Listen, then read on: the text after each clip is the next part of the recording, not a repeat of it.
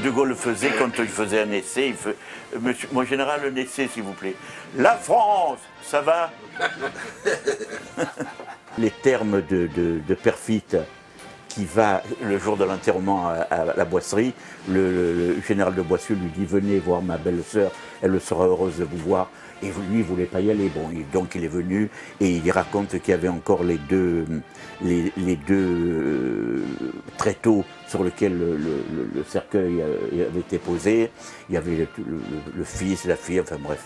Et il dit à il présente ses condoléances à Madame de Gaulle et elle lui dit « Si vous saviez, cette mort est une délivrance ». Madame de Gaulle qui dit ça. Et lui dit « Mais vous savez, les Français ont compris que le fait de l'avoir rejeté était une grave erreur. » Non, monsieur, non. Si vous saviez ce qu'il a souffert. Voilà déjà beau temps que je m'en suis allé prendre de la hauteur en quittant l'Élysée. Mais je suis toujours là, car même au paradis, mon ombre plane encore au-dessus des partis. J'ai l'impression parfois que je suis en exil, un peu comme en 40 à Londres, chez Churchill, quand je fis le grand saut par-dessus le Chanel pour lancer mon message. Après le saut, l'appel. Parce que, franchement, quand on est dit non, j'ai dit non, moi aussi. Ah bon? Ah oui.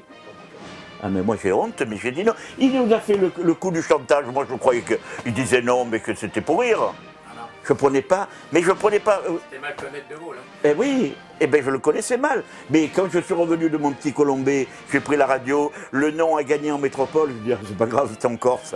Je croyais que je réalisais pas. Jusqu'au jour où je suis arrivé au Don Camillo, et comme mon nom du haut était descendu en bas, là j'ai compris.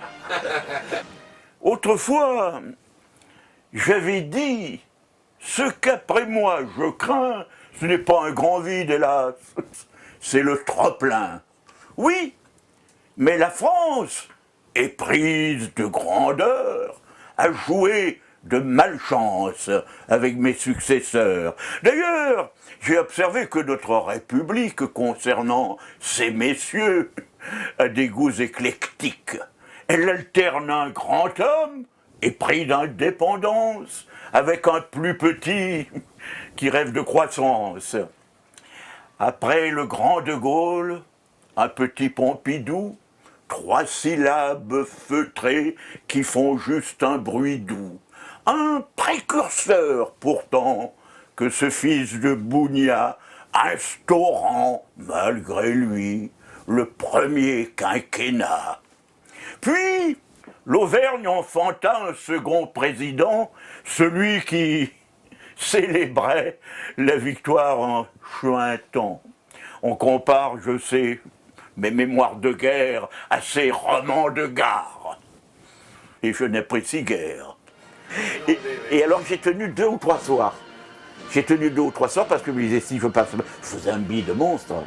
Et je n'oublierai jamais Félix Martin, qui était un résistant, qui a vu qu'un soir vient et me dit, Henri, fais comme lui, va-t'en.